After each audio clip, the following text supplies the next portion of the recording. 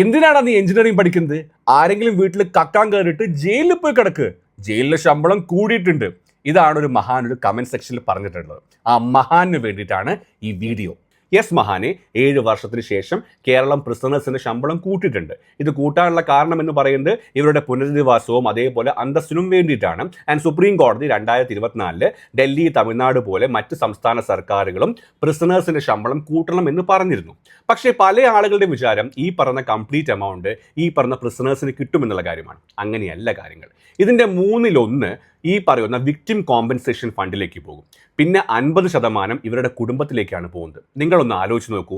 ഈ പറഞ്ഞ മണ്ടന്മാർ ഓരോ കുറ്റം ചെയ്തിട്ട് ഇപ്പോൾ ജയിലിലാണ്. അവരുടെ കുടുംബത്തിൻ്റെ അവസ്ഥ എന്തായിരിക്കും? സോ അവരുടെ കുടുംബത്തിന് ഇത് ഭയങ്കര ഹെൽപ്ഫുൾ ആവില്ല എന്നുള്ള കാര്യം മനസ്സിലാക്കുക. പിന്നെ ബാക്കി 20-25% ഇവരുടെ ജയിലിലുള്ള ക്യാൻറ്റീന് മറ്റ് ചെലവുകളിലേക്ക് പോകുന്നുള്ള കാര്യമാണ് മനസ്സിലാക്കേണ്ടത്.